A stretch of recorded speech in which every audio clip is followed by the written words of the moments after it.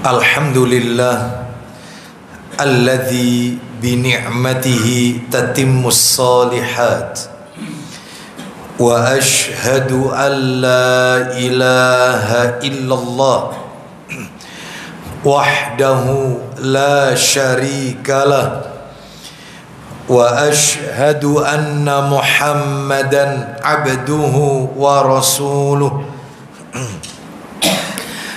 Ya ayyuhalladzina amanu taqullaha haqqa tuqatih wa la tamutunna illa wa antum muslimun, amma ba'du. Fa inna asdaqal hadisi kitabullah wa khairal hadi hadi Muhammadin sallallahu alaihi wasallam wa syarral umuri muhdatsatuha wa kullu muhdatsatin bid'ah wa kullu bid'atin dhalalah wa kullu dhalalatin finnar. Ikhwan wa akhwati fillah, bapak-bapak, ibu-ibu, kaum muslimin dan muslimah, jamaah majelis taklim Musalla Al-Ikhlas Taman Motor yang semoga dimuliakan oleh Allah Subhanahu wa ta'ala. Kepada segenap manajemen, staf, karyawan, karyawati Taman Motor yang semoga dirahmati oleh Allah Subhanahu wa ta'ala, dan tentunya kepada keluarga besar pemilik Taman Motor, semoga Allah melimpahkan rahmat dan barakah pada keluarga dan usaha beliau. Tidak ada kata yang patut kita ucapkan pada pagi hari ini 10 Syawal 1445 Hijriah, melainkan rasa syukur kita kepada Allah Tabaraka wa ta'ala atas segala karunia nikmat yang telah Allah berikan kepada kita. Dan di antara sekian banyak kenikmatan-kenikmatan yang Allah limpahkan kepada kita dan kita rasakan pada pagi hari ini adalah Allah Subhanahu wa ta'ala masih memberikan kesempatan dan kemudahan kepada kita untuk duduk sejenak di salah satu rumah Allah dari sekian banyak rumah-rumah Allah yang ada di muka bumi ini, yaitu Musalla Al-Ikhlas, dalam rangka talabul ilmi, menuntut ilmu. Semoga niat Bapak Ibu, langkah kaki Bapak Ibu menuju majelis ini semuanya tercatat di sisi Allah sebagai pemberat timbangan amal kebajikan kita kelak di yaumil hisab.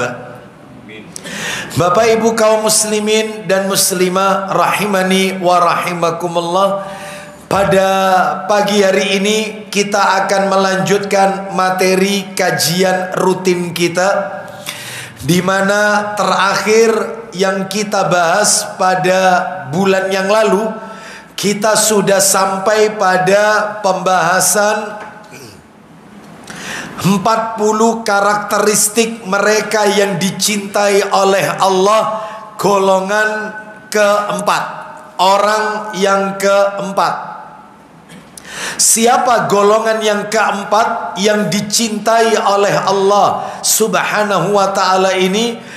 Mereka adalah orang-orang yang mengikuti syariat, orang-orang yang mengikuti petunjuk Allah dan Rasulnya Sallallahu Alaihi Wasallam. Mereka itulah orang-orang yang dicintai oleh Allah. Semoga kita termasuk di dalamnya.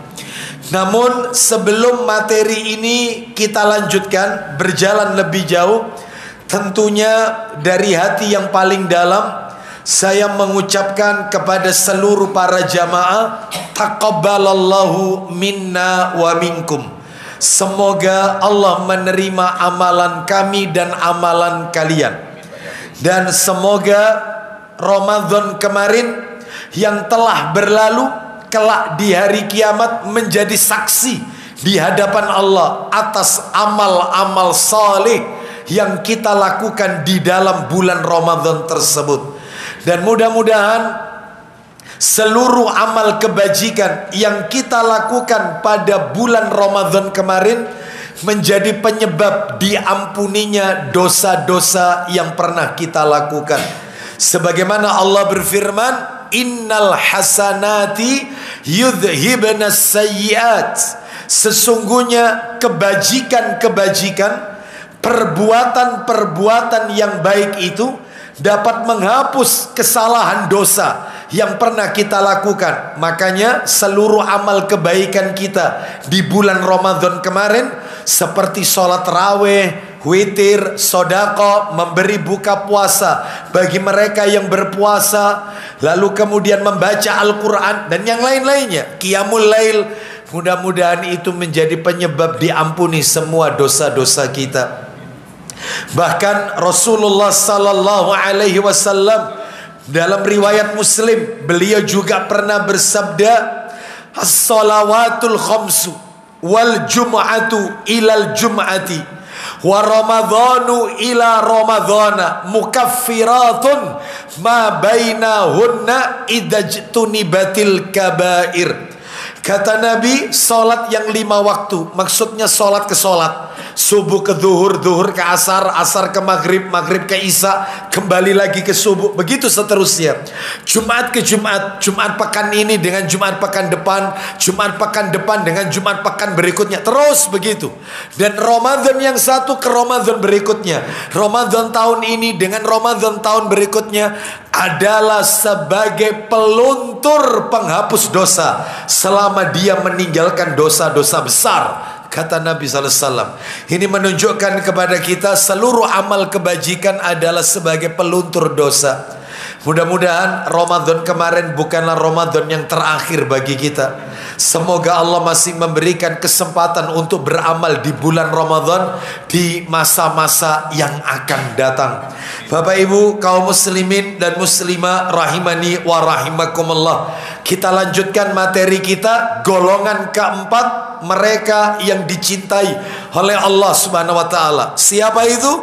Yaitu orang-orang yang mengikuti syariat.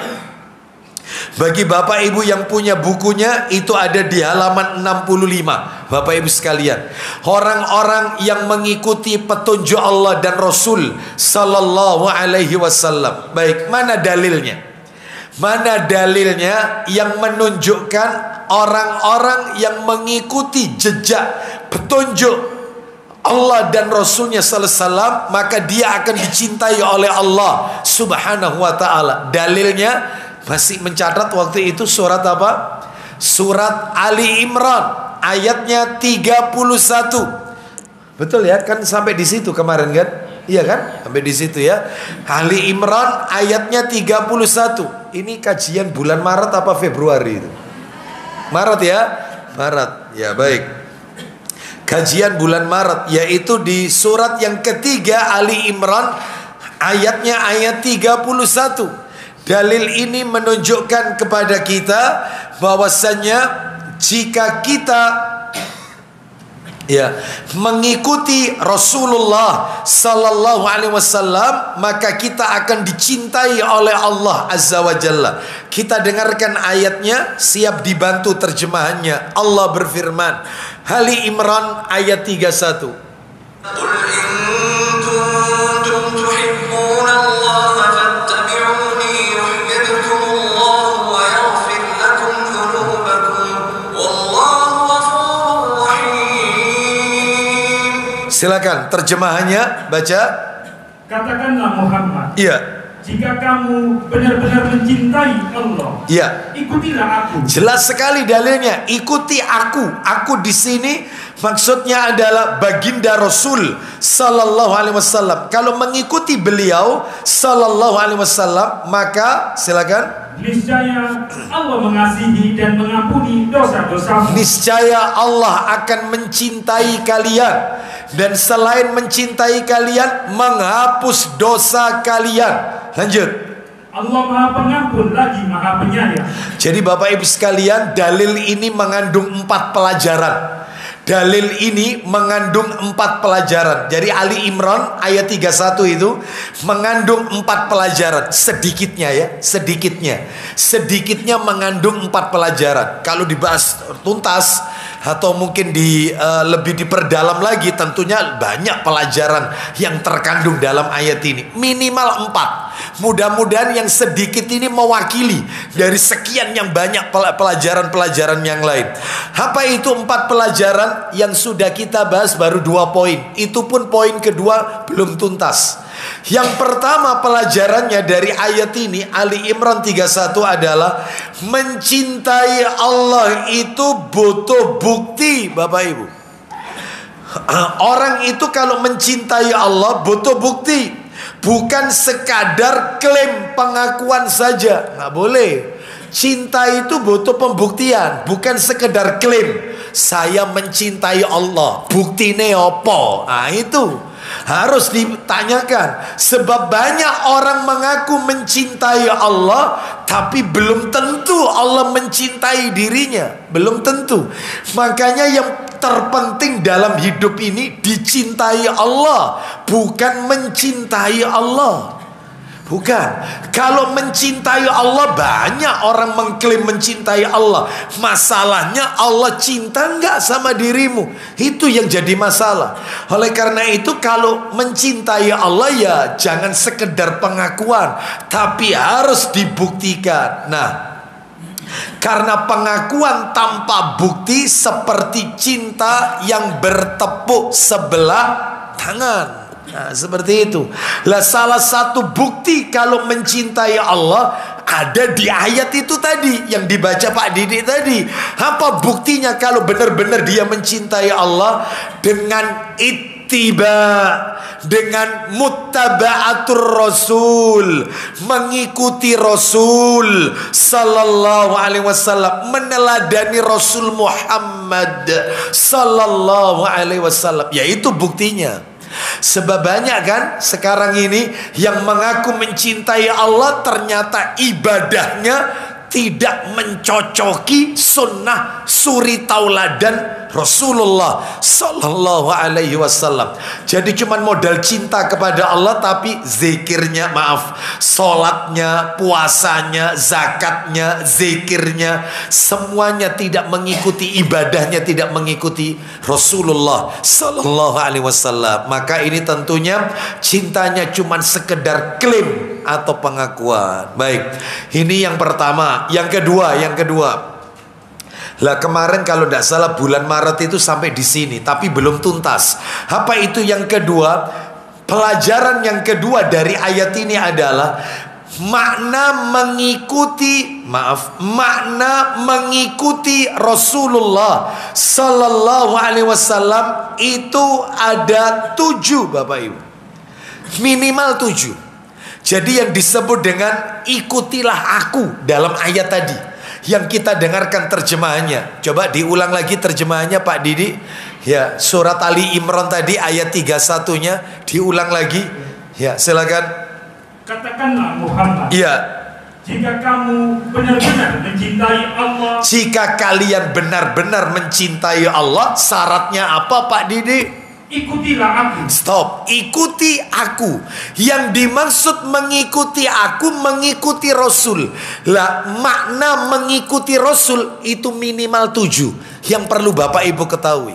Jadi kalau ada orang zaman sekarang bertanya, Ustadz, ittiba Rasul, kita ini disuruh ittiba, meneladani, mengikuti, mencontoh, itu apa sih maknanya? 7. Yang maksudnya minimal ini ya, minimal 7 ini. Ya, insya Allah 7 ini sudah mewakili, sudah kena, ini sudah 7 ini. Ini poinnya ada di sini, di 7 ini.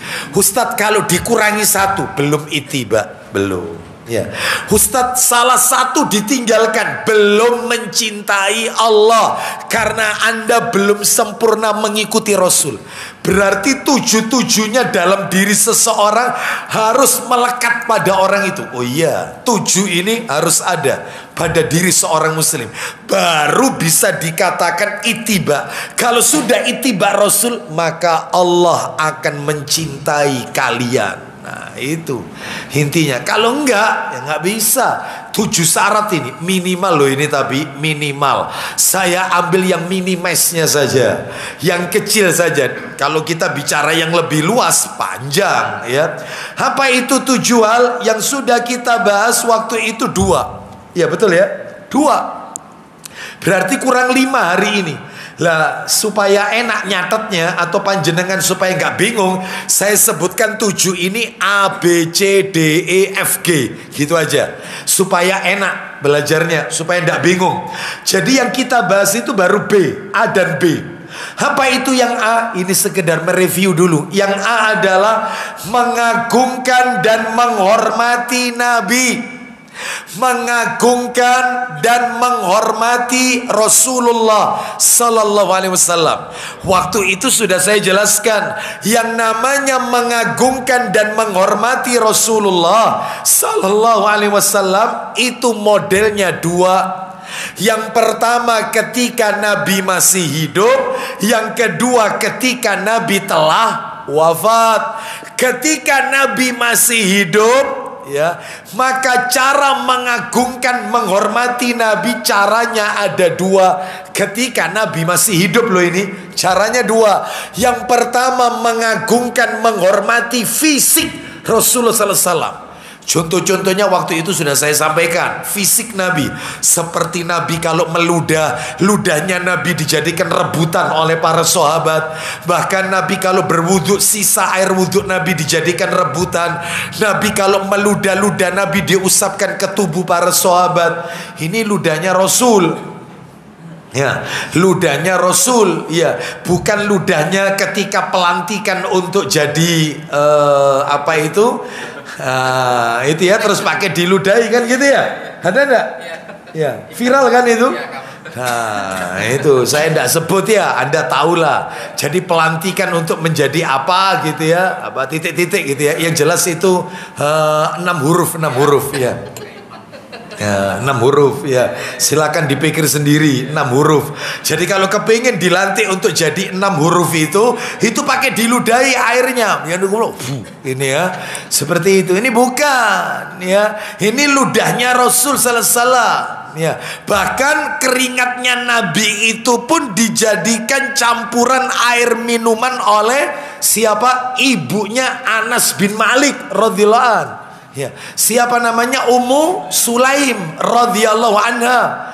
Keringatnya Nabi dijadikan parfumnya oleh Ummu Sulaim. Nabi ini keringatnya wangi ya.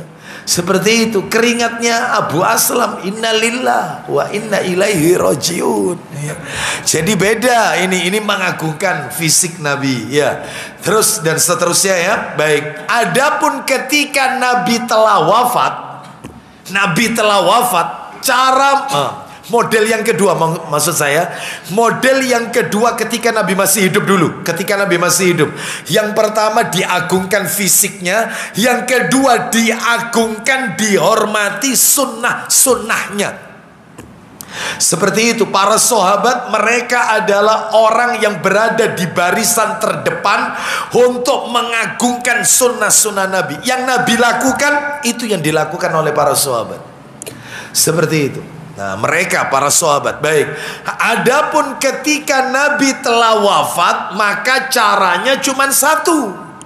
Gak 2, karena Nabi telah wafat. Apa itu? Fisiknya? Enggak. Wong Nabi telah wafat, sehingga tidak perlu kita berebut, yaitu dengan mencium pedangnya Nabi, ya, rambutnya Nabi, ya, sampai katanya ada yang mengklaim telah meminum darahnya Rasulullah. Ya, seperti itu ya. Nah, sandalnya ya. Nah, macam-macam ya. Nggak perlu karena Nabi telah wafat. Lah terus caranya kita gimana mengagungkan, menghormati Nabi? Tinggal satu, yaitu mengagungkan, menghormati sunnah ajaran Rasulullah sallallahu alaihi wasallam. Itu yang diajarkan. Ya. Oleh karena itu Bapak Ibu sekalian rahimani wa rahimakumullah, ini yang model yang A Bapak Ibu. Yang kedua yang B adalah makna mengikuti aku, ikutilah aku. Makna yang B adalah ta'atuhu fima amara, mentaati apa-apa yang beliau perintahkan. Sami'na wa ata'na. Masih ingat dalilnya waktu itu pakai apa saja dalilnya? Masih ingat? Surat apa? An-Nisa ayat berapa? 80. Terus apa lagi? Surat Sahih Bukhari nomornya berapa? 7280. Betul, nomor asli itu 7280. Betul. Terus apa lagi? Sahih Muslim nomor berapa? 2000. Hah? Betul, 2021 tuh. Hah? 2042 ya, 2042. Oh iya, mohon maaf. 2042 2042. Nah, itu Bapak Ibu sekalian, ya. Jadi ini menunjukkan kepada kita, pinjam bolpennya saya. Ini ada catatan saya. Pinjam bolpennya saya. Mbak sini. Antum enggak bawa bolpen? Enggak. Qayyidul ilma bil kitab. Ikatlah ilmu itu dengan tulisan. Nah. Bapak Ibu sekalian rahimani wa rahimakumullah. Itu saya tambahkan lagi dalil tentang pentingnya mentaati perintah Rasulullah sallallahu alaihi wasallam. Ya, mana tambahannya? Tambahannya adalah Sahih Muslim. Minta tolong dibuka yang nomor asli ya. Nomor asli saja. Saya pakai nomor asli aja. Sahih Muslim 1836. 1836. Itu nomor asli. Ya. Atasnya 3419. Atasnya. Silakan dibaca dari Abu Hurairah radhiyallahu an. Dia berkata, ayo silakan. Dari Abu Hurairah radhiyallahu an, dia berkata. Silakan. Rasulullah SAW bersabda, alaika sam'a wa ta'ah fi usrika wa yusrika wa man syatika wa makrahika wa asaratin alaika. Silakan. Wajib bagi kalian untuk mendengar dan taat baik dalam keadaan susah maupun senang. Wajib bagi kalian untuk mendengar, taat kepada Allah dan Rasul sallallahu alaihi wasallam meskipun dalam keadaan apa tadi? Susah maupun senang. Anda susah, Anda senang, sami'na wa ata'na kepada Allah dan Rasulnya.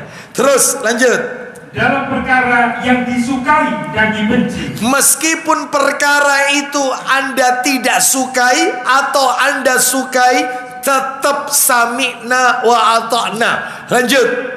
Dan biarpun merugikan kepentinganmu, meskipun merugikan kepentingan kalian, Anda tetap setia dengan Rasul sallallahu alaihi wasallam. Makanya saya pernah mengatakan bahwasanya ketaatan yang nggak pakai syarat itu adalah kepada Allah dan Rasul. Mentaati suami itu ada syaratnya. Kalau perintahnya tidak melanggar, bertentangan, bertabrakan dengan syariat, maka kita ikuti perintah suami. Jadi mengikuti perintah suami itu ada syarat. Mengikuti perintah orang tua ada syaratnya. Mengikuti perintah ulil amri, pemerintah, ada syaratnya. Mengikuti perintah Allah dan Rasul biduni syarat, nggak pakai syarat. Sami'na wa ata'na. Hati syarat-syaratan, hati. Apa gitu? Hanya Allah dan Rasul. Hanya Allah dan Rasul. Semuanya pakai syarat. Hanya Allah dan Rasul. Ya makanya saya tadi pagi sudah share di grup ya. Di grup yang saya bina. Makanya Bapak Ibu sekalian, sebagaimana yang kita lihat yaitu di apa yang sudah dijelaskan oleh guru kita Ustadzuna, yaitu Ustadz Aminur Bait hafizahullah ta'ala, yang tadi pagi saya kirim di grup itu videonya, bahwasanya ketika seseorang itu dihadapkan dengan perintah Allah dan perintah Rasul, itu kadang-kadang mereka punya 3 pertimbangan. Yang pertama pertimbangan hawa nafsu, yang kedua pertimbangan yaitu perasaan, yang ketiga pertimbangan akal. Nah itu. Jadi ketika dia membaca Al-Quran, membaca hadis, ketika di situ terdapat larangan, misalnya perintah atau larangan, selalu manusia itu dihadapkan dengan 3: hawa nafsu, perasaan, sama akal. Yang pertama hawa nafsu. Contoh, perintah memakai jilbab. Yang namanya hawa nafsu suka mengajak yang enak-enak. Dia cari yang nyaman, yang enak buat dia. Yang enak buat dia, itu hawa nafsu. Sehingga banyak wanita tidak berjilbab, tidak memakai hijab, itu karena mengikuti hawa nafsu. Saya belum siap, ya, saya nanti saja berjilbab kalau sudah menikah. Itu berarti mengandalkan hawa nafsu, hawa nafsunya. Jadi dia cari yang nyaman, ya. Percuma pakai jilbab kalau mulutnya itu tidak dijaga, ya, seperti itu. Makanya mending saya nggak pakai jilbab. Mending gini aja mbak, kalau begitu kamu nggak pakai jilbab juga mulutmu nggak bisa kamu jaga kok. Lidahmu coplon pisan. Ya, yang berjilbab dikatakan daripada berjilbab tapi suka menggunjing orang, jilbaban tapi akhlaknya buruk, ya. Mending saya lepas jilbab tapi akhlak saya yaitu baik. Ya, saya dengan manusia tidak punya masalah, tidak pernah punya masalah. Gini aja mbak, apa kamu pernah yaitu tidak bohong? Apa kamu pernah tidak menggunjing orang? Ya tidak mungkin Pak Ustadz, ya paling tidak kita pernah gosip. Lidahmu coplon pisan. Ya, gitu aja. Anda bicara dengan hawa nafsu. Itu hawa nafsu. Suka yang, contoh masalah riba. Ada orang kerja di dunia perbankan, setelah tahu dalil, ya apa Ustadz ya, ini umur sudah 40 Ustadz, kalau resign itu ya, cari kerjaan itu ya angel. Hawa nafsu. Hawa nafsu. Istri nanti itu belum siap Ustadz, anak-anak nanti ya apa, sekolah ini ya mahal, kebutuhan mahal, lalu kemudian saya belum dapat batu loncatan, saya kalau resign sekarang, nah terus nanti berapa lama nanti itu, dan seterusnya. Ini lagi ngumpul-ngumpulkan celengan untuk nanti masa depan. Hawa nafsu ini. Karena hawa nafsu itu suka ngajak sesuatu yang nyaman, dan nyaman itu nyaman yang nggak bener. Itu hawa nafsu. Yang kedua pakai perasaan. Ketika dihadapkan ini bid'ah, ini haram, ini dilarang. Ya apa ya, nek gak teko iki gak enak ambek tonggo. Perasaan. Itu manusia. Kalau ndak pakai hawa nafsunya, pakai perasaan. Saya itu ndak enak Ustadz ndak datang, saya tahu ini bid'ah, ini ndak diajarkan Nabi, ini dilarang, ndak ada dalilnya, ndak ada petunjuknya. Tapi saya kalau ndak datang itu nggak enak. Perasaan. Ya, contoh pembagian warisan. Misalnya yang laki-laki 2 bagian, wanita 1 bagian, terus ada yang nyeletuk, cek sakno ya wong wedok iki ya mek oleh siji. Perasaan. Perasaan. Hati-hati. Kalahkan perasaan Anda. Kalahkan hawa nafsu Anda. Karena kalau sudah berhadapan qala Allah qala Rasul, tunduk, sami'na wa ata'na. Itulah yang intinya ta'atu fima amara. Banyak orang nggak kenanya itu di sini. Ya. Makanya nggak bisa dia dikatakan mencintai Allah. Lawang dia ketika beribadah itu selalu mengandalkan perasaan. Ya. Terus ada yang mengandalkan akal. Ya, akal. Kalau memang akalnya itu tunduk kepada Quran dan Sunnah, maka itu yang sebenarnya. Contoh, ketika dia berhadapan dengan misalnya tadi masalah waris. Masalah waris, yaitu laki-laki 2 bagian, wanita 1 bagian. Karena akalnya sudah tunduk dengan Al-Quran dan As-Sunnah, maka akal berbicara. Iya, tidak mungkin syariat Islam itu mendolimi orang. Nggak mungkin. Tidak mungkin Islam itu mendolimi hambanya. Ini adalah ada hikmahnya. Mungkin ini semua ada tujuan, ada hikmah yang besar di dalamnya. Setelah dibagi, maka yang mendapatkan 2 bagian, dia diperbolehkan memberikan adiknya yang perempuan dari bagian yang sudah dia terima. Itu lain soal. Yang penting dia sudah tahu angkanya, dia sudah dapatkan bagiannya. Maka dalam hal ini orang kalau pakai akal, jernih akalnya, tunduk kepada Quran dan Sunnah, maka ya itu yang terbaik. Tetapi kalau akalnya justru bertabrakan dengan Quran dan Sunnah, maka yang terjadi adalah yang kita lihat di masyarakat kita. Tidak percaya yang gaib, mengingkari adanya azab kubur karena pakai akal. Nggak masuk akal, nggak logik Ustadz ya. Logika nggak kena ya, nggak rasional Ustadz, karena akalnya nggak tunduk ketika dihadapkan perkara-perkara gaib. Makanya dalam hal ini iblis itu dia menolak sujud kepada Nabi Adam, sujud penghormatan. Dia pakai akal. Saya lebih baik daripada Adam. Saya kau ciptakan dari api, sedangkan Adam dari tanah, yaitu lihat. Seperti itu. Oleh karena itu, maka kita tidak boleh mengandalkan akal. Kita boleh mengandalkan akal kalau akalnya dipakai untuk tunduk kepada Quran dan Sunnah. Wallahu a'lam wa bishawab.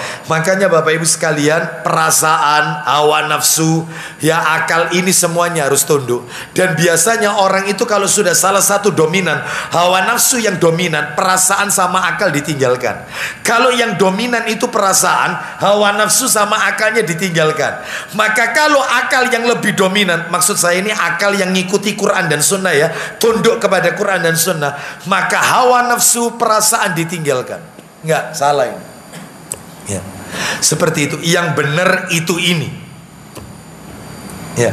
Bapak Ibu sekalian rahimani wa rahimakumullah ya. Ini menunjukkan kepada kita bahwasannya pentingnya kita mentaati Rasulullah Sallallahu Alaihi Wasallam. Yang C, maksud saya yang C ya.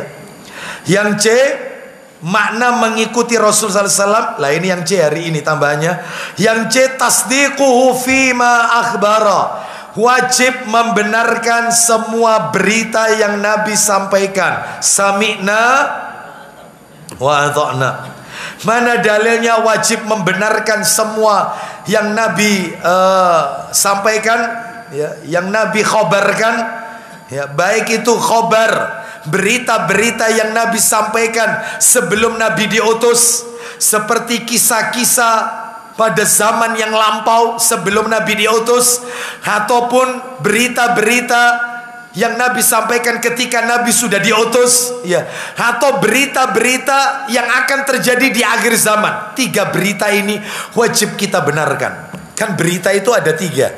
Ada berita itu yang sebelum Nabi diutus, kisah umat-umat terdahulu, kisahnya kaum Samud, kisahnya kaum Ad. Ini kan Nabi Soleh dan Nabi Hud. Ini kan sebelum Nabi Muhammad ya. Kisahnya kaumnya Nabi Lut, kaum Sodom, kaum yang menyukai sesama jenis.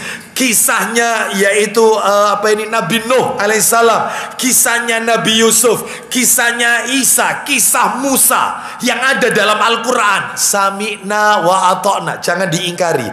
Itu sebelum Rasul, itu sebelum Nabi Muhammad. Termasuk yang kedua, kisah-kisah ketika Nabi masih hidup. Contohnya Isra Mi'raj, sami'na wa ata'na, jangan pakai akal ya. Malam berangkat dari Masjidil Haram sampai Masjidil Aqsa, dari Al-Masjidil Aqsa naik ke langit ke-7, malam berangkat, malam itu juga nyampe. Maka orang kalau dia tunduk kepada Al-Quran dan As-Sunnah ya, maka dia akan sami'na wa ata'na, membenarkan semua berita Nabi, termasuk berita Nabi tentang lalat yang masuk ke dalam minuman. Kata Nabi, celupkan lalat itu ke dalam minuman itu, buang lalatnya, minum airnya, karena salah satu sayap lalat itu mengandung penawar. Sami'na wa ata'na, nggak usah pakai akal. Makanya orang kalau sudah membaca hadis dari Abu Hurairah radhiyallahu an, Rasulullah sallallahu alaihi wasallam tunduk, sudah ini ya, barang siapa dan seterusnya, sami'na wa ata'na Berita Nabi tentang ketika Nabi masih hidup ya, Nabi bisa membelah bulan. Ini salah satu mujizat ini yang Allah berikan. Nabi bisa membelah bulan. Nah, bulan terbelah menjadi dua. Nah, bahkan mereka para astronot pun yang sudah bertandang ke bulan, mereka menyaksikan. Bahkan tidak sedikit di antara orang-orang kafir masuk Islam karena betul-betul melihat ternyata bulan itu ada retakannya. Berarti pernah terbelah menjadi dua. Itu Bapak Ibu ya.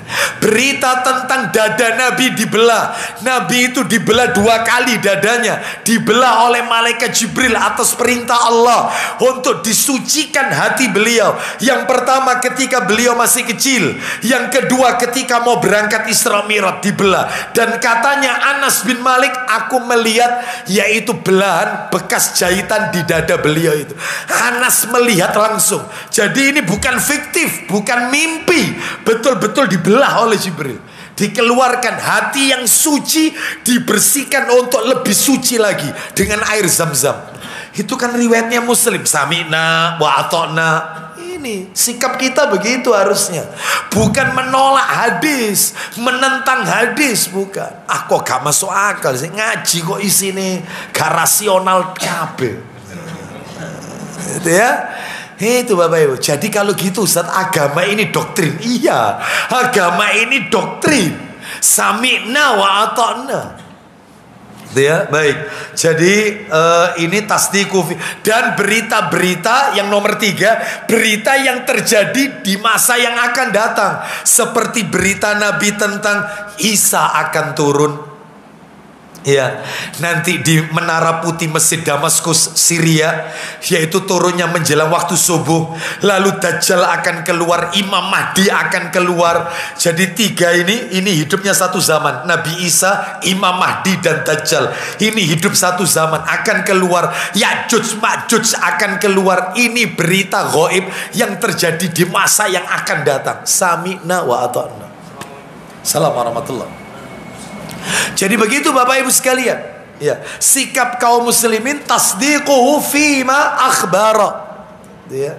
Baik, ini yang nomor C ini ya. Dalilnya mana?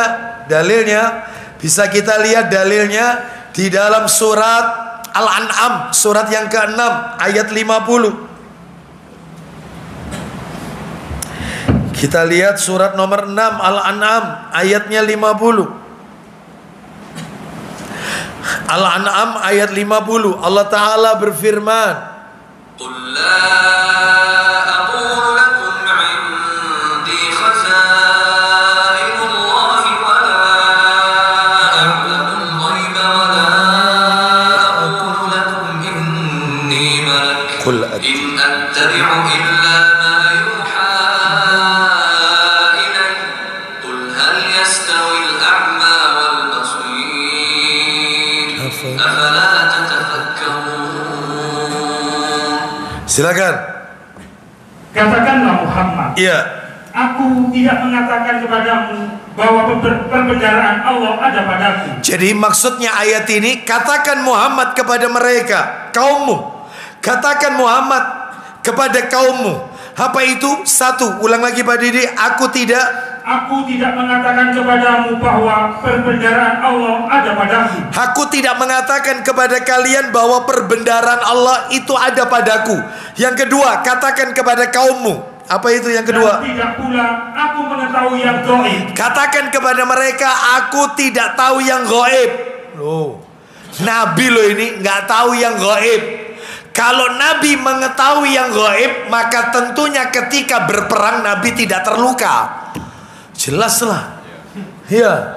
Itu kan buktinya Nabi tetap terluka ketika perang Badar. Andai kata Nabi itu tahu yang gaib, maka Nabi tidak akan terluka. Seperti itu. Karena Nabi sudah mengetahui bahwasanya anak panah itu akan melesat kepada beliau, melukai beliau. Ternyata Nabi juga terluka. Berarti Nabi tidak mengetahui perkara gaib. Apa yang akan terjadi besok Nabi nggak tahu. Jadi kalau ada orang zaman sekarang model-model, yaitu ingin mengetahui perkara-perkara yang gaib seperti dukun, paranormal, maka ini semua kadzab, pendusta. Ya. Jadi dalam hal ini jelas murni ini dusta. Ya.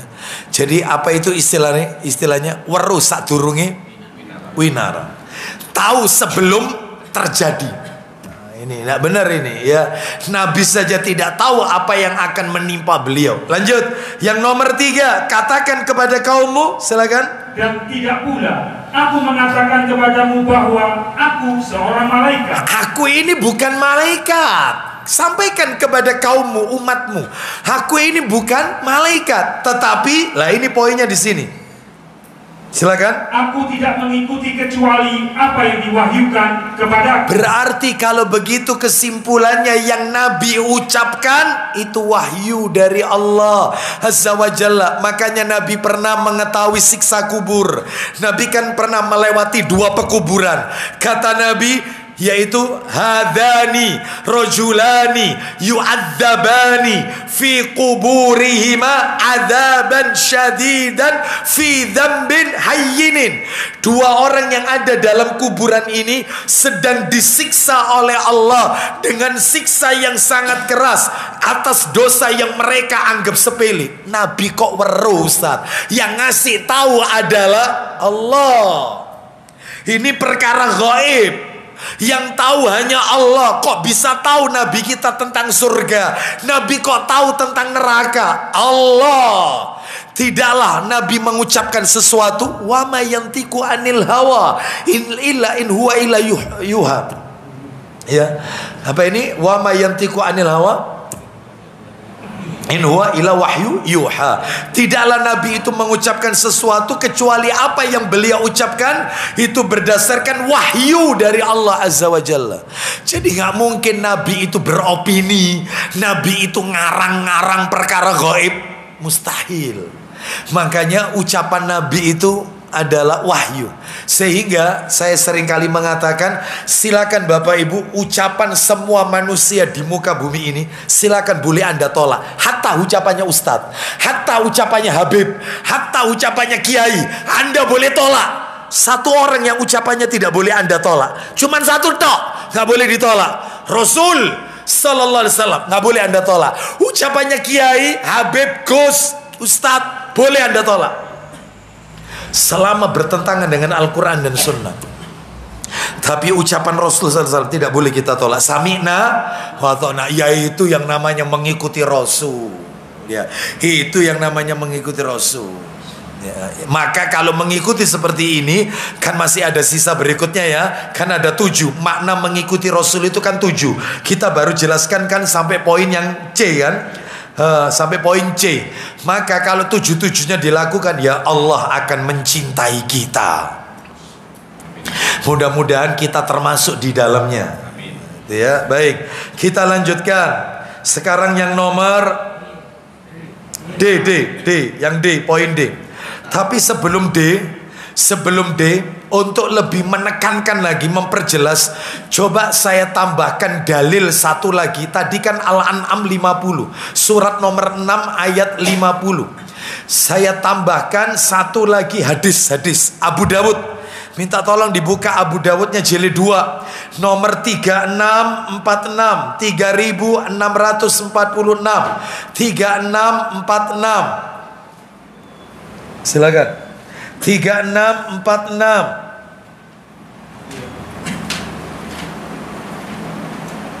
Silakan. Ayo. Dari Abdullah bin Umar, dia berkata, Iya.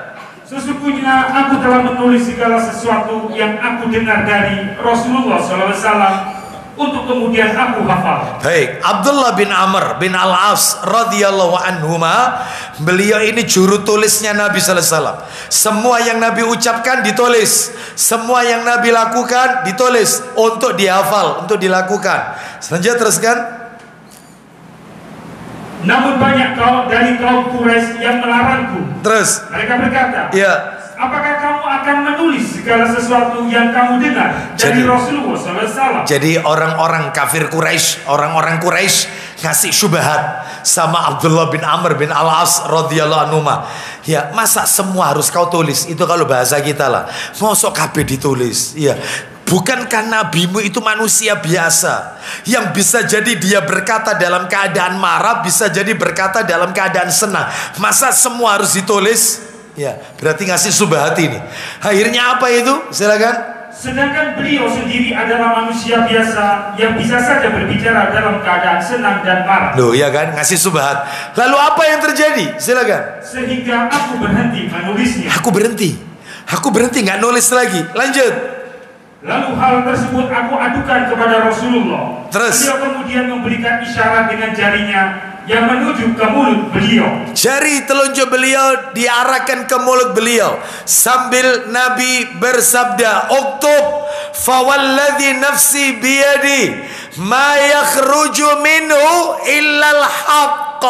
Silakan. Beliau berkata, Ya, tulislah. tetap tulis. Lanjut. Demi zat yang jiwaku berada di tangannya. Nabi bersumpah, demi zat yang jiwa Muhammad ada dalam genggaman Allah. Lanjut. Tidak ada yang keluar darinya, yaitu mulut ini, kecuali kebenaran. Tidak ada satupun yang keluar dari mulutku ini kecuali pasti benar. Tulis. Maka sejak itu, maka Abdullah bin Amr bin Al-As radhiyallahu anhu menulis kembali. Jadi berita Nabi, sami'na wa ata'na. Jangan didustakan, jangan diragukan, jangan. Justru yang perlu diragukan itu tulisan-tulisan mereka, yaitu selain Nabi dan Rasul. Ya, selain para sahabat, ya, selain tabi'in, tabi'ut tabi'in. Ya, seperti itu ya. Baik. Selama yang disampaikan itu adalah sesuai Quran dan Sunnah, maka boleh kita pegang. Tapi jika bertabrakan dengan Quran dan Sunnah, maka harus kita tinggalkan. Itu ya, seperti itu. Kita lanjutkan. Ya. Yang ke berapa ini? Poin E. D ya, D. Oh iya, poin D. Delta. Poin D. Yang D adalah ijtinabu manaha anhu wa zajara. Kebalikan poin yang B. Kebalikan poin yang A. Kebalikan poin A. Apa itu yang poin D? Ijtinabu manaha anhu wa zajara. Meninggalkan semua yang dilarang. Kalau yang A kan mentaati perintah Allah. Kalau yang B menjauhi. Meninggalkan semua yang dilarang oleh Rasulullah sallallahu alaihi wasallam. Jauhi. Jangan banyak pertimbangan. Jangan. Sekali dilarang. Ya. Mana dalilnya? Dalil. Ayo dibuka riwayat Muslim. Dalilnya Sahih Muslim. Nomor asli ya, asli betul. 1337.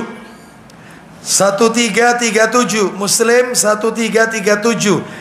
Nomor atasnya 4348. Sahih Muslim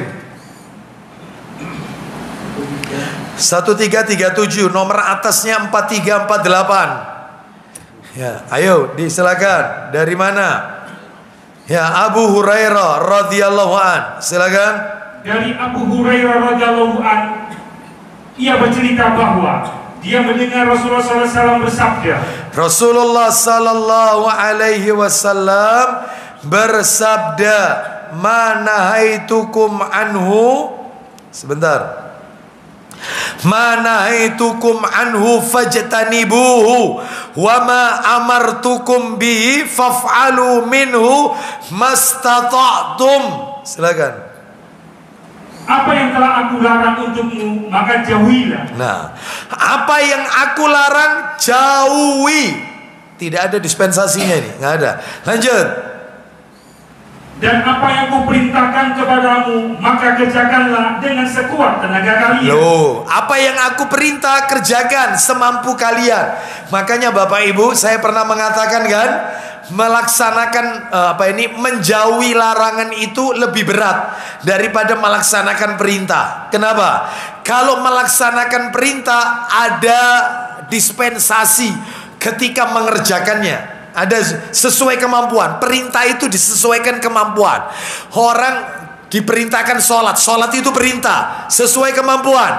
Kalau tidak bisa berdiri boleh duduk, nggak bisa sholat duduk boleh berbaring. Orang itu diperintahkan zakat, tidak bisa zakat sedekah. Orang itu diperintahkan untuk puasa, nggak bisa puasa Ramadan karena sakit, maka bayar fidyah atau diqadha pada kesempatan hari di luar Ramadan, diqadha puasanya. Perintah itu disesuaikan kemampuan. Orang itu diperintahkan pergi haji. Lihat, gak bisa haji umrah, gak bisa umrah maka dibadalkan, dihajikan karena faktor usia. Jadi perintah itu lebih mudah karena ada dispensasi ketika mengerjakannya. Kalau larangan beda, ya. Menjauhi larangan lebih berat karena tidak ada dispensasi untuk melanggar larangan. Nggak ada, ya, nggak ada dispensasinya. Nggak ada dalam Quran. Jangan mencuri sesuai kemampuanmu. Jangan berzina semampumu. Nggak ada. Jangan minum khamr sesuai kemampuan kalian. Nggak ada. Sekali dilarang, dilarang. Jangan riba, tinggalkan. Nggak ada. Yaitu sesuai, nggak ada. Ya. Oleh karena itu ini lebih berat. Terus lanjut, silakan. Teruskan, masih ada. Fa innama ahlaka alladzina min qablikum kasratu masailihim wa ikhtilafuhum ala anbiyaihim. Silakan. Sesungguhnya umat sebelum kalian binasa karena mereka banyak bertanya. Stop. Kata Nabi, umat-umat sebelum kalian itu dibinasakan, diluluh lantakkan oleh Allah. Alasannya dua. Mereka dibinasakan oleh Allah, alasannya dua. Alasan yang pertama, mereka banyak bertanya. Kakian takon. Maksudnya banyak bertanya ini pertanyaan-pertanyaan yang gak ada manfaatnya. Masih ingat ceritanya Nabi, kaumnya Nabi Musa alaihissalam? Kan banyak bertanya tentang sapinya warna apa, ya betina apa jantan. Kakian takon, akhirnya dibinasakan oleh Allah. Kalau sudah diperintah sami'na, ya seperti itu, ya seperti itu. Ada kemarin Nabi Sallallahu Alaihi Wasallam bersabda, ini ya, ini apa ini disebutkan oleh Nabi dalam riwayat Abu Dawud. Begini sabdanya Nabi itu, alaikum bidulja, berpergianlah kalian pada malam hari. Ya, berpergianlah kalian pada malam hari, karena malam hari itu bumi itu dikerutkan, dilipat, sehingga kata Nabi maksudnya itu jarak terasa dekat. Jarak terasa dekat. Selesai, kita ikuti aja. Ya, kalau memang mampu untuk melakukan safar malam hari, ya malam hari yang lebih afdol. Ya, kalau tidak mampu malam hari nggak apa-apa, siang hari nggak masalah. Cuman kalau malam hari itu kata Nabi bumi itu dilipat, sehingga jarak itu terasa dekat. Terus ada yang komen, jamaah, iya, ya jelas Ustaz, ya jelas lah malam itu terasa dekat. Lawang gak ono toko buka Ustaz, iki kayak gini nih. Kalau toko buka, kalau siang saya iso mampir Ustaz. Ya, siang ini ke rest area, akeh sing buka toko-toko. Kalau malam mampir rest area, kalau sing buka. Makanya lempeng aja terus, makanya cepat nyampe Ustaz. Lihat, dibantah pakai logika. Kita nggak perlu kayak begitu. Sami'na, jangan main perasaan. Ya, ini seperti ini akibatnya itu ya. Poligami main perasaan. Seperti itu. Bagaimana hukumnya mendolimi seorang istri? Perasaan. Heran saya. Sami'na atonna. Jangan pakai perasaan beragama itu. Hawa nafsu, perasaan sama apa tadi? Haka. Sama ibu-ibu catatannya dihapus yang tadi. Setipu sih mau. Merembete merono iki. Dihapus, langsung digunting. Ya, hati-hati loh, hati-hati. Ya, hati-hati. Kenapa? Anda membenci syariat, membenci sekalipun tidak melakukan nggak masalah, tapi jangan membenci itu dihapus amalannya. Ada dalilnya Ustadz ngomong gini. Ada. Mumpung ngomong ini ya. Tak kasih dalil. Membenci syariat, Ya, membenci jenggot, ya, membenci bersiwak, ya, membenci makan pakai tangan, itu katanya jijik kayak kucing, habis makan dijilati, membenci ajarannya Nabi, benci tok, benci nih, nggak suka, sinis, ya, lihat orang celana cingkrang, sinis, benci, nggak suka, amalannya dihapus oleh Allah, dihapus, entek, zong, di mana dalilnya? Surat 47 ayat 8, surat 47 ayat 8. Hati-hati, jangan benci. Anda kalau belum bisa melakukan, jangan benci. Surat 47 ayat 8. Tuh, surat nomor 47. Surat Muhammad. Sebentar. Oh iya betul, ayat 9. Surat 47 ayat 9. Allah Ta'ala berfirman, "Dzalika bi annahum karihu ma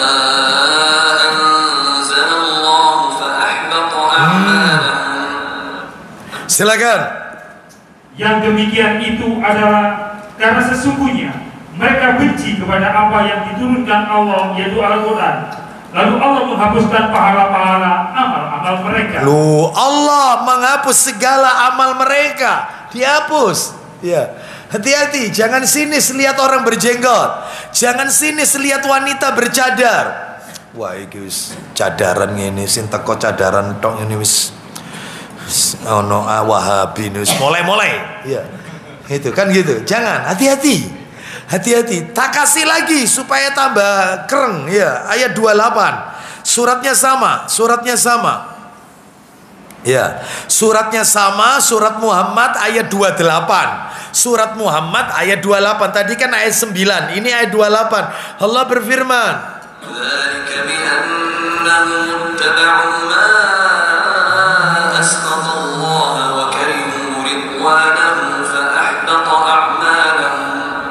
silakan. Yang demikian itu adalah karena sesungguhnya mereka mengikuti apa yang menimbulkan kemurkaan Allah. Terus membenci. Dan karena mereka membenci keridhoannya. Ya, semua perintah Allah itu itulah yang diridhoi oleh Allah Azza wa Jalla. Ya, itu, dan tidak ada yang memberatkan umatnya. Lanjut, sebab itu Allah menghapus pahala amal mereka. Segala amal mereka dihapus. Ya, baik, kita lanjutkan. Sampai mana tadi? Poligami. Sampai mana? Sampai mana? Nah, ibu-ibu sudah mulai pasrah sudah ya. Sampai nomor D. Sekarang E. Gitu ya. Betul, E ya, yang E sekarang. Makna mengikuti Rasul. Mohon maaf sebentar. Yang dibaca Pak Didik tadi belum tuntas. Yang Sahih Muslim, umat itu dibinasakan, dilululantakkan. Umat-umat sebelum kita dibinasakan sebabnya dua. Yang pertama karena mereka banyak bertanya. Itu tadi kan gitu ya. Yang kedua, lanjut Pak Didi, karena ya silakan. Sesungguhnya umat sebelum kalian binasa karena mereka banyak bertanya. Satu, dan yang kedua, dan sering berselisih dengan para nabi mereka. Nah, sering menyelisihi nabi-nabi mereka. Iya, nabi memerintahkan demikian, mereka malah melakukan yang lain. Ya, itu mereka justru mengambil jalan-jalan kesesatan. Gitu ya, seperti itu. Kita lanjutkan. Ya. Kita lanjutkan. Yang poin E. Bapak Ibu sekalian, mohon maaf ya. Saya sedikit tambahkan sedikit. Orang itu kalau mengikuti syariat Nabi, itu orang cerdas. Justru orang itu kalau tidak mengikuti petunjuk Nabi, maka inilah orang-orang yang tidak cerdas, bodoh. Ya, orang jahil itu bodoh. Seperti itu. Karena menyelisih syariat itu merusak akal, Bapak Ibu sekalian. Makanya semua perbuatan yang menyelisih syariat, termasuk syirik ini ya, ini kan menyelisih syariat, kan syariatnya harus mentauhidkan Allah, dia malah melakukan syirik, maka merusak akal. Maaf Bapak Ibu, contoh aja. Contoh syirik itu merusak akal. Ya, misalnya percaya sama benda-benda mati seperti keris, seperti akik yang katanya bisa mendatangkan manfaat, menolak mudorot. Ya, termasuk yaitu tadi pelantikan apa tadi pakai disembur tadi. Ya, 6 huruf. Ya, ini merusak akal. Akalnya di mana gitu loh. Iya. Seperti itu, orang mati dimintai, iya. Minta kepada orang yang telah mati, iya. Iya, minta kesehatan padahal orang mati ini ketika matinya gara-gara sakit. Kok malah dimintai kesehatan? Seperti itu, merusak akal. Syirik itu merusak akal, nggak masuk akal, nggak logik. Di dalam Islam, makanya orang mentauhidkan Allah itu orang cerdas. Orang menjauhi syirik, mentauhid Allah, orang mengikuti sunnah itu orang cerdas. Karena orang pelaku bid'ah itu justru orang yang tidak cerdas. Kenapa? Karena dia melakukan perbuatan yang Nabi tidak pernah ajarkan. Seperti itu. Baca apa ini? Saya dapat dapat ser-seran. Ya, dapat ser-seran. Nah ini ada ser-seran begini. Ya. Sering kali saya dapat begini, Ustadz ini gimana? Apa benar? Ini contoh aja ya, contoh aja. Perbuatan bid'ah ini, perbuatan bid'ah. Kita lihat. Doa kamu baca pagi hari sebelum keluar rumah bisa subuh 19 kali. Jangan ditambah, jangan dikurang. 19 kali. Itu benar-benar. Ya Hayyu ya Qayyum birahmatika astaghits wa min adzabika astajir aslih li sya'ni kullah wa la takilni ila nafsi wa la ila ahadin min khalqika tarfat 'ain. Baca berapa kali? Baca itu 19 kali.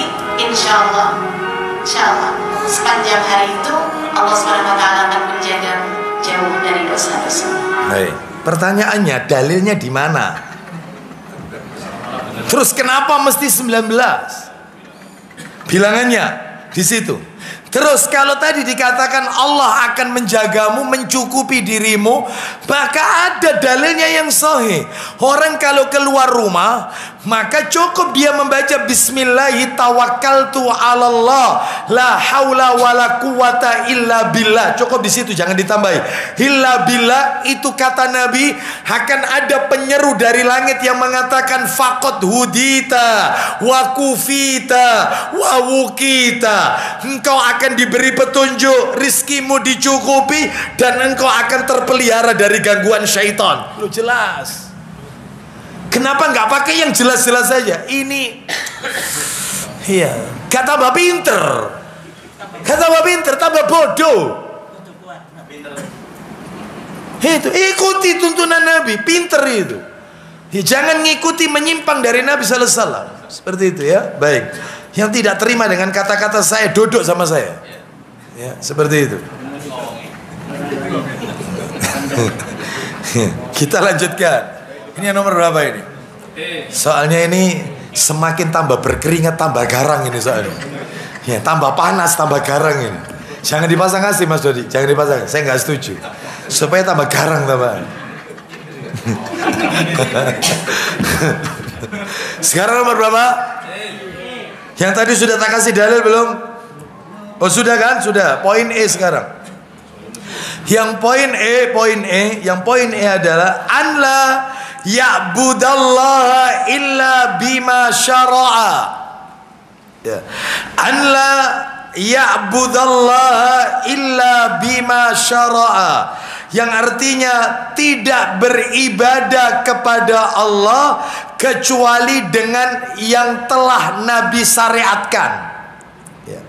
Tidak beribadah kepada Allah kecuali dengan apa yang telah Nabi syariatkan. Ya. Jadi Bapak Ibu tolong ada rumus yang perlu Bapak Ibu hafal ya. Rumus dunia dan rumus ibadah. Kalau rumus ibadah, semua ibadah itu haram. Saya ulang ya, semua ibadah itu haram. kecuali yang telah disyariatkan. Sedangkan kalau rumusnya dunia, semua urusan dunia itu adalah boleh, mubah, kecuali yang dilarang. Itu aja. Seperti itu. Makanya saya heran juga kalau ada orang katanya ini pakar, ya katanya pakar, saya tidak sebut. Tetapi seringkali dalam kajiannya seliweran di media sosial ini seringkali nggak jelas. Dia mengatakan, Bapak Ibu sekalian, kalau ada yang mengatakan bahwasannya dikit-dikit bid'ah, dikit-dikit bid'ah, ya dia ngasih contohnya begini.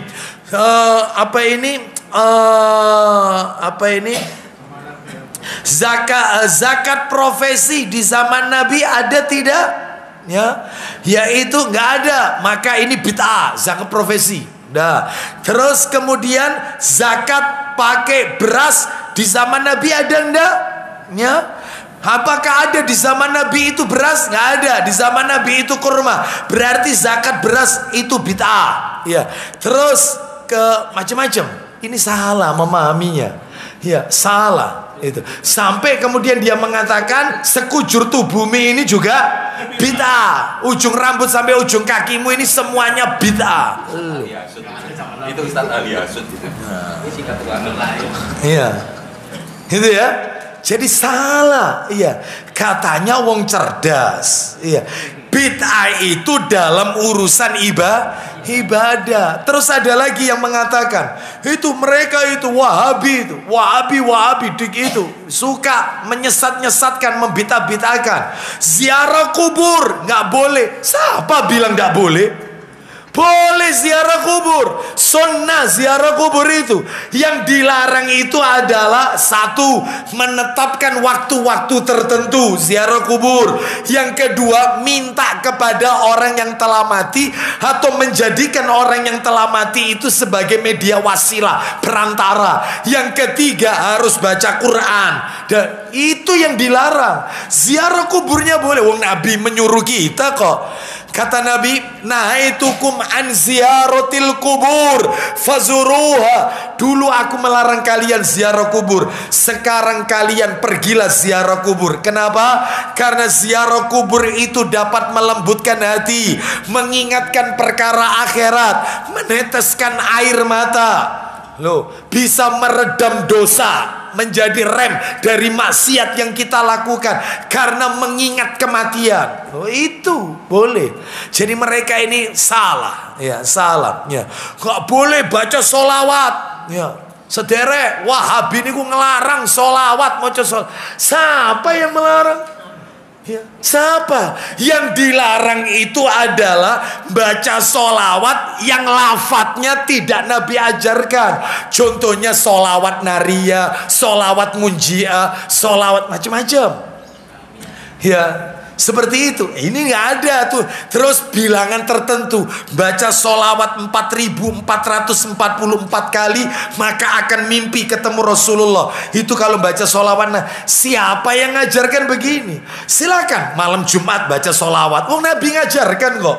Hari Jumat ayo solawatnya diperbanyak. Tetapi dengan redaksi yang Nabi salah. Mereka ini salah. Ini makanya mereka ini kentean dalil. Ya, ini wong bodoh itu nggak ngerti, nggak ada dalilnya. Wong bodoh ya apa? Nggak tahu dalil. Coba kalau dia itu samina wa ata'na dengan ajaran Nabi, duduk di majelis, ngikuti sunnah, pinter dia. Ya, paham sampai di sini ya. Baik, kita lanjutkan. Oleh karena itu hati-hati ya. Anda melakukan kebohongan besar, Anda melakukan fitnah, lisan Anda di hari kiamat akan menjadi saksi nanti. Ya.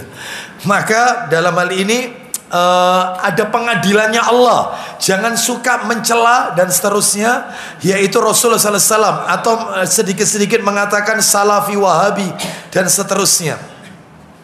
Gitu ya. Bahkan keluar mulut dari seorang anak cucu Rasul yang mengatakan ini, dikit-dikit ini Wahabi bangsat ini katanya. Ada enggak? Ada itu di YouTube. Ya, ini katanya anak cucunya Rasul. Ya, seperti itu. Masa anak cucunya Rasul ngomongnya kayak begitu? Ya, kasar begitu. Ya, baik, kita lanjutkan. Gak paham dia. Kita lanjutkan. Ya, didoakan supaya dapat hidayah. Sekarang mana dalilnya yang E? Beribadah itu harus mengikuti apa tadi yang E? Hah? Ya, syariat yang Nabi ajarkan. Dalilnya surat 33 ayat 21. Surat 33 ayat 21. Laqad kana lakum fi Rasulillahi uswatun hasanah. Silakan, ayo. Ya, coba kita dengarkan murotalnya dulu ya. Supaya kita meskipun mendengarkan ini juga dapat pahala, dirahmati oleh Allah. Mendengarkan Al-Quran itu, asal jangan berisik. Surat 33 ayat 21. Surat 33 ayat 21. Allah berfirman, لقد كان لكم في رسول الله أسوة حسنة لمن كان يرجو الله واليوم الآخر وذكر الله كثيرا. silakan. Sesungguhnya telah ada pada diri Rasulullah itu suri teladan yang baik bagimu. Loh, suri teladan. Nabi itu diutus untuk kita ikuti, bukan untuk kita tentang, bukan untuk kita abaikan, bukan, ya. Wallahu a'lam bishawab. Ya, oleh karena itu, maka ikutilah orang yang sudah jelas surganya. Siapa yang sudah jelas masuk surga? Rasulullah SAW. Jangan mengikuti orang yang surganya tidak jelas. Ya, surganya tidak jelas, jangan diikuti. Ikuti saja yang sudah jelas-jelas masuk surga. Rasul dan para sahabat Nabi jelas itu, vonisnya jelas surga. Ya, baik, kita lanjutkan. Sekarang apa ini? Saya tambahkan dalil. Tambahan lagi. Sahih Muslim. Sahih Muslim. Nomornya 1718. Nomor asli 1718. Muslim 1718. Silakan, mau dipakai dua-duanya, atasnya boleh sama saja. Man amila amalan laisa alaihi amruna fahuwa raddun, dari Aisyah radhiyallahu anhuma. Silakan. Iya, baca. Ya. Dari Aisyah radhiyallahu anhuma telah mengabarkan kepadaku bahwa silakan. Rasulullah SAW bersabda, isinya, barang siapa mengamalkan suatu perkara yang tidak kami perintahkan, ya, maka ia tertolak. Amalnya ditolak karena nggak diperintah oleh Allah dan Rasulnya SAW. Saya tambahkan lagi satu terakhir untuk poin yang E ini. Coba dibuka Sahih Muslim nomor 544. Muslim nomor 544. Muslim nomor 544. Ya, 544. Ya, silakan baca. Ayo dibaca dari Hasim bin Hasim. Iya, silakan, ayo. Telah mengabarkan kepada kami Abdul Aziz bin Abi Hasim dari bapaknya, Iya, bahwa sejumlah orang datang kepada Sahal ibn Sa'ad karena mereka bertengkar mengenai mimbar Rasulullah SAW terbuat dari kayu. Apakah mimbar itu? terus. Sahal menjawab, demi Allah, aku tidak tahu betul dari kayu. Loh, aku tahu betul. Aku tahu betul dari kayu apa mimbar itu dibuat. Terus. Siapa yang membuatnya? Bahkan aku melihat Rasulullah SAW duduk di situ pada hari pertama mimbar itu selesai dibuat. Lanjut, belum poinnya. Kata Abu Hasim, Abu Abbas, yaitu Sahal, ceritakanlah kepada kami. Lalu Sahal bercerita, pada suatu hari Rasulullah SAW menyuruh untuk memanggil seorang perempuan. Terus. Abu Hasim berkata, beliau menyebutkan namanya pada waktu itu. Lanjut. Lalu beliau bersabda kepadanya, suruhlah anakmu yang tukang kayu itu membuatkan sebuah mimbar kayu untuk tempatku berpidato kepada orang-orang. Teruskan, belum poinnya. Maka dia membuat 3 tingkat ini. Jadi mimbar yang benar itu 3 terap. 3 terap. Ya, jadi ada 3 tingkatan. Itu mimbar yang benar itu. Ya, yang sesuai sunnah. Justru mimbar yang tidak ada tingkatannya, yang langsung podium, itu kata para alim ulama, maka tasyabbuh, menyerupai mimbar-mimbar di gereja. Seperti itu. Maka yang benar itu yang ada tingkatannya. Aku bingung ambil Abu Asal. Kadang-kadang apa ini koyo NU, kadang-kadang dari Muhammadiyah. Makanya orang cerdas itu mengikuti dalil, bukan mengikuti madhab. Ya, tidak mengikuti kelompok. Selama dalilnya sahih, sami'na wa ta'na, bahkan pakai tongkat, sunnah. Ya, khutbah dengan tongkat, seperti itu. Jadi mimbar yang benar itu ada 3 tingkatan, 3 trap. Itu jadi bukan langsung podium, karena itu menyerupai tasyabbuh dengan ahlul kitab Yahudi dan Nasrani di gereja dan tempat-tempat peribadatan mereka. Silakan lanjut. Kemudian Rasulullah memerintahkan supaya meletakkan mimbar itu di tempat ini. Nah terus, mimbar itu terbuat dari kayu hutan. nah terus, aku melihat Rasulullah SAW sholat di atas mimbar itu. nah terus, Lalu beliau bertakbir. ya, Maka orang-orang pun bertakbir pula di belakangnya. terus, Sedangkan beliau masih di atas mimbar. terus, Kemudian beliau bangkit dari ruku, lalu turun sambil mundur sehingga beliau sujud di kaki mimbar. lanjut, Kemudian beliau kembali pula ke atas mimbar hingga selesai sholat. terus.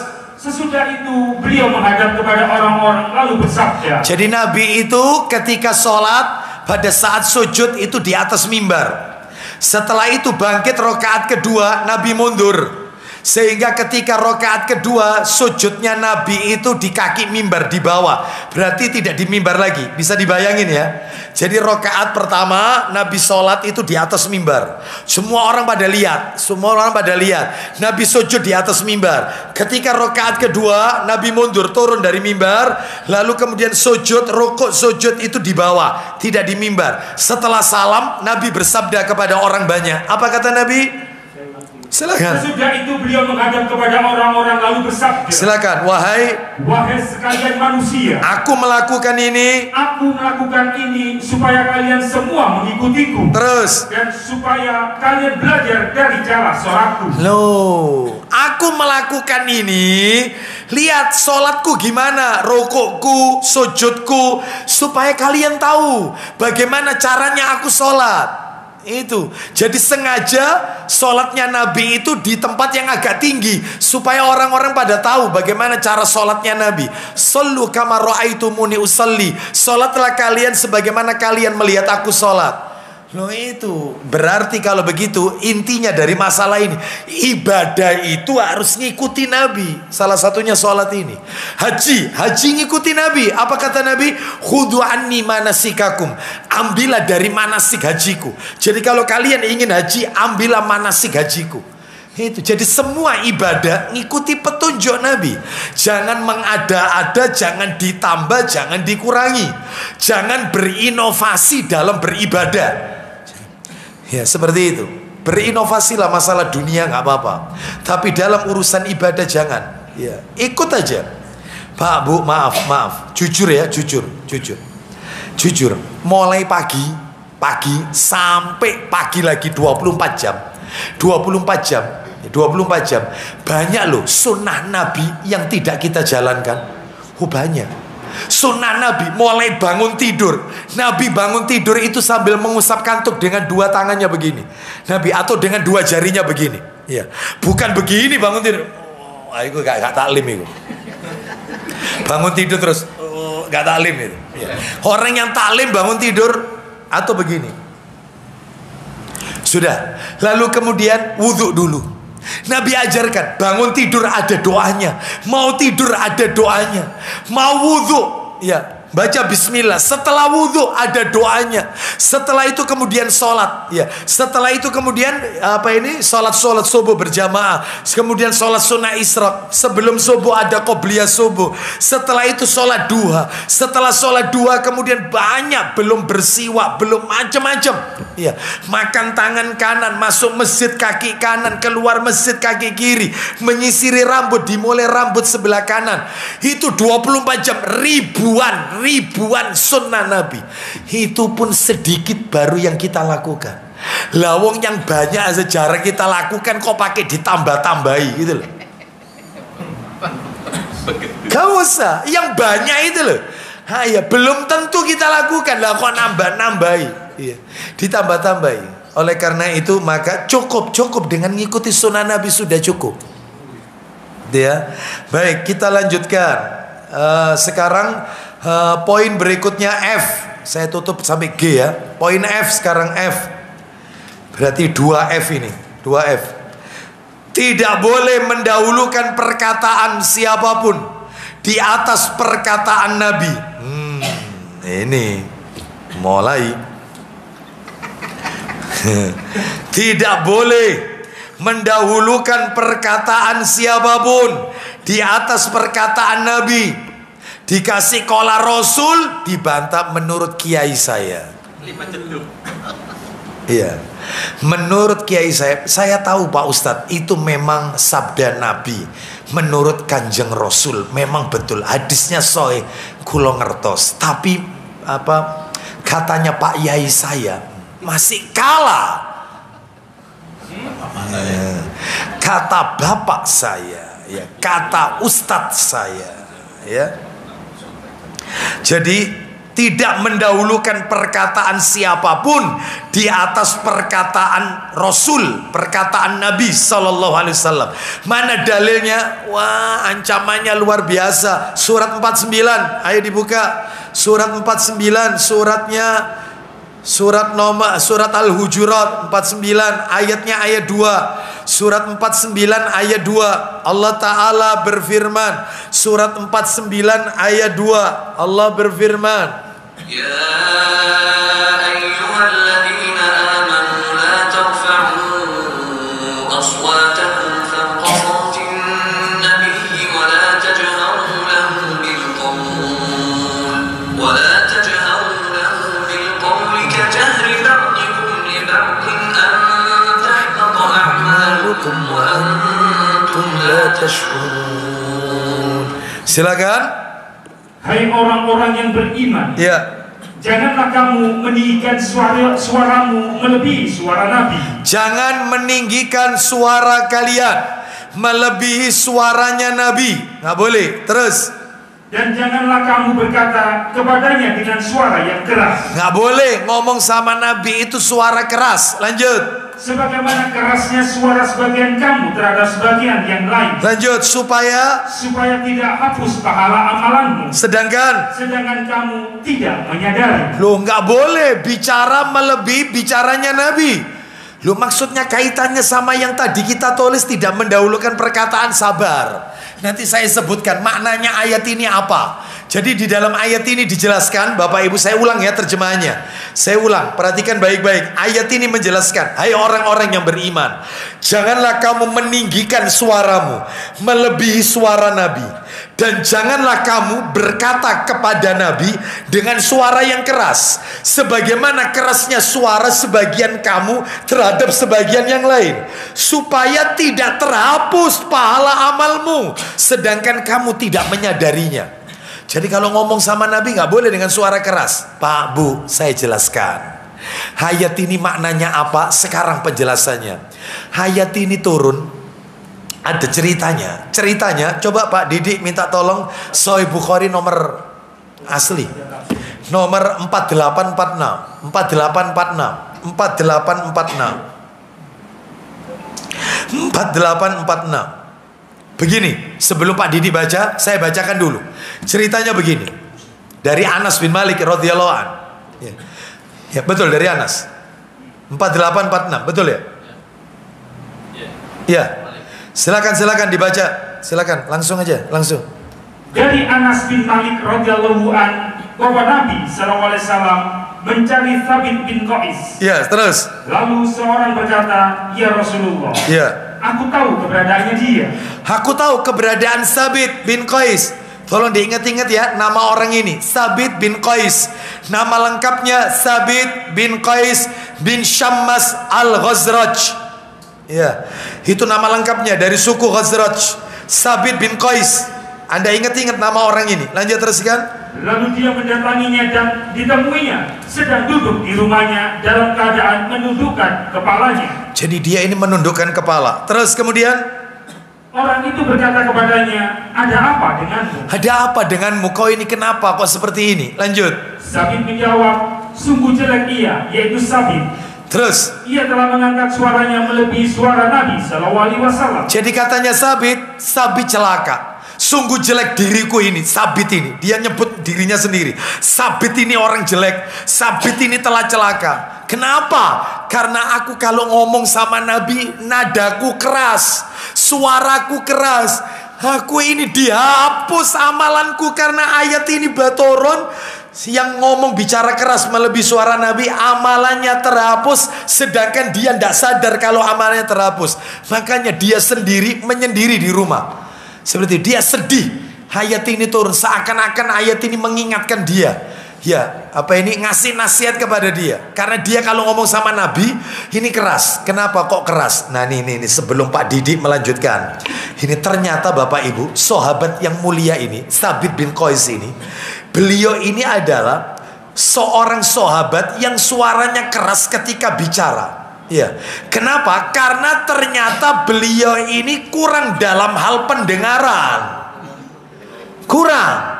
Ya, jadi biasanya orang itu kalau tunarungu kurang peka pendengarannya. Itu kalau bicara keras atau tidak? Keras, karena dia menganggap orang itu nggak dengar suaranya dia. Lah dia ini Tsabit bin Qais ini pendengarannya kurang. Makanya kalau ngomong sama Nabi itu keras.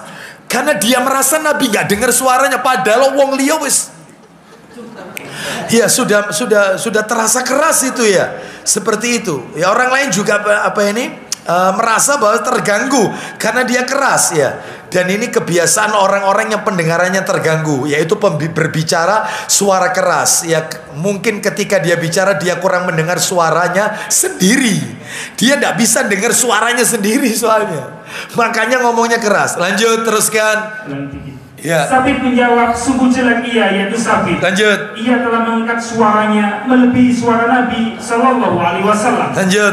Sungguh telah hancur amal perbuatannya dan dia termasuk penghuni neraka. Lanjut. Maka orang itu menemui Nabi Sallallahu Alaihi Wasallam dan mengabarkan berita keadaannya bahwa ia berkata begini dan begitu. Jadi orang ini utusannya Nabi bilang sama Nabi, wahai Rasulullah, aku sudah menemui Tsabit bin Qais. Terus dia bilang, Tsabit celaka, Tsabit terhapus semua amalannya. Bahkan Tsabit termasuk penduduk neraka. Karena Tsabit adalah orang yang dia bicara dengan keras, ya, melebihi suara yaitu Nabi SAW. Maka apa kata Nabi? Musa berkata, kemudian orang itu kembali kepadanya dengan membawa kabar gembira yang besar. Ya, silakan. Nabi SAW berkata kepadanya, idhab ilaihi faqul lahu innaka lasta min ahlin nar walakinnaka min ahlil jannah. Silakan. pergilah kepada Tsabit. Terus. Dan katakanlah kepadanya bahwa ia bukan penghuni neraka. Terus. Tapi ia penghuni surga. Allah. Nabi yang bilang, katakan sama Tsabit ya, dia tidak termasuk penghuni neraka, bahkan dia penduduk surga. Lah terus yang dimaksud sama materi kita ini, yaitu yang poin F, tidak mendahulukan perkataan siapapun di atas perkataan Nabi. Itu maksudnya apa? Maksudnya adalah, nah ini, jadi yang dimaksud surat Al-Hujurat ayat 2 tadi, janganlah kamu meninggikan suara melebihi suara Nabi. Itu maknanya Bapak Ibu, maknanya boleh Anda catat, boleh tidak ya, boleh dicatat, boleh tidak. Maknanya yang pertama, yang pertama ini, makna yang pertama ya, makna yang pertama yang dimaksud surat Al-Hujurat ayat 2, yang dimaksud Al-Hujurat ayat 2 ya, yang dimaksud jangan meninggikan suara melebihi suara Nabi, itu maknanya yang pertama, suka mempermasalahkan perkataan Nabi. Semua ucapannya Nabi suka dipermasalahkan. Nabi mengatakan, rapatkan shaf, jangan longgar, karena shaf yang tidak rapat akan menjadi celahnya syaitan. Apa kata orang ini? Orang ini berkata, alhamdulillah kalau setan mau sholat. Alhamdulillah, katanya setan menerobos. Alhamdulillah setan mau sholat. Wih, mencibir ucapannya Nabi. Jadi dia tidak sami'na wa ata'na. Ojo ngilah-ilahna ucapannya Nabi, jangan ya, seperti itu. Nabi mengatakan, panjangkan jenggotmu, cukur kumismu. Apa katanya orang ini lagi? Orang itu kalau tambah panjang jenggotnya tambah bodoh, karena sarafnya otak ketarik sama jenggotnya. Ya ini yang orang-orang yang amalannya dihapus itu ya ini, ya ini. Suka mempermasalahkan ucapannya Nabi. Dia tidak tunduk sami'na wa ata'na. Berarti pada saat dia belajar itu S3, ya, itu saat itu sedang bodoh dia. Karena jenggotnya sekian waktu itu. Fotonya kan ada. Saat dia S3 di Ummul Qura Mekah, jenggotnya panjang sekian. Ya, pada waktu itu sedang bodoh dia. Tapi lulus. Wow. Ya itu ya. Allah, ya. Situ. Terus kita lanjutkan. Jadi banyak yang terhapus amalannya karena dia mempermasalahkan ucapannya Nabi. Ya. Yang kedua yang dimaksud jangan meninggikan suara melebihi suara Nabi. Yang kedua adalah lebih mengikuti pendapat orang daripada perkataan Nabi. Jadi perkataan Nabi ditinggalkan, pendapat orang diikuti. Pendapat orang diikuti. Ya, seperti itu. Ya. Baik, jadi perkataan orang diikuti. Ya. Apa kata gurunya, tapi perkataan Nabi ditinggalkan, masih kalah sama gurunya. Itu yang kedua. Yang ketiga, meragukan perkataan Nabi. Meragukan. Mosok sih? Ini meragukan. Jadi orang itu mestinya sikapnya samina wa ta'na. Anda suka, tidak suka, samina wa ta'na. Tadi sudah dibaca dalilnya, ya, di awal tadi. Meragukan perkataan Nabi, terutama masalah perkara-perkara gaib. Ya, perkara-perkara gaib. Ya. Bahkan dijadikan bahan candaan. Kita lanjutkan. Terus yang keempat, yang masuk kategori janganlah kamu meninggikan suara. Iya, yang keempat ini ya. Yang keempat tidak mau mengikuti syariat yang dibawa oleh Rasulullah SAW. Tidak mau mengikuti, minimal 4 itu aja saya sampaikan, minimal itu aja. Tidak mau mengikuti syariat yang dibawa oleh Rasulullah SAW. Baik. Sekarang yang terakhir penutup, poin nomor 2 yang G. Betul yang G? Ya, poin 2G, ya kan? 2G. Yang F tadi kan tidak mendahulukan perkataan. Yang G adalah tidak. Yang termasuk kategori makna mengikuti Rasulullah SAW, yang G adalah tidak melakukan perbuatan bid'ah.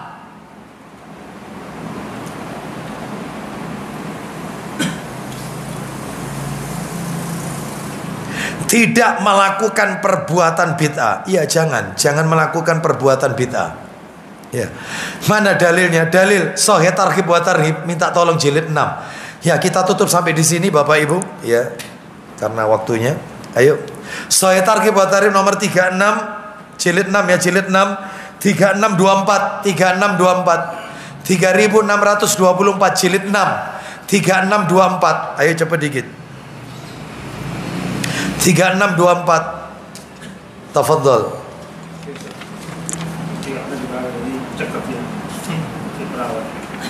Ya, silakan. 3624. Ya. Ya. Dari Aisyah radhiyallahu anha dia berkata, Ya. aku mendengar Rasulullah SAW telah bersabda, Ya. dan beliau sedang berada di samping sahabat-sahabatnya. Terus. Sesungguhnya aku berada di telaga melihat siapa dari kalian yang datang kepadaku. Jadi aku melihat telaga. Maksudnya telaga di sini telaga Al-Kautsar. Setiap nabi punya telaga ya.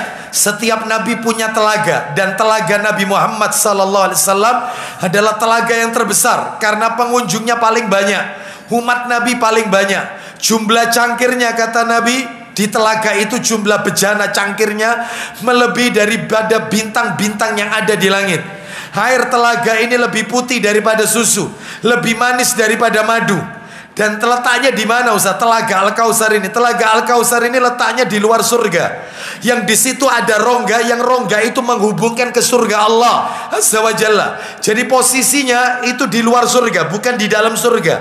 Makanya orang sebelum masuk ke surga mampirnya itu ke telaga dulu. Ya, makanya Nabi itu ngecek satu persatu umatnya itu Nabi lihat, yaitu ke telaga. Ternyata ada umat Nabi yang diusir dari telaga, nggak bisa mampir ke telaga Al-Kautsar. Lah kalau ke telaga saja nggak mampir, apalagi masuk surga. Lah wong posisinya itu dia ada di luar surga, bukan di dalam surga ini. Ini kata para ulama demikian.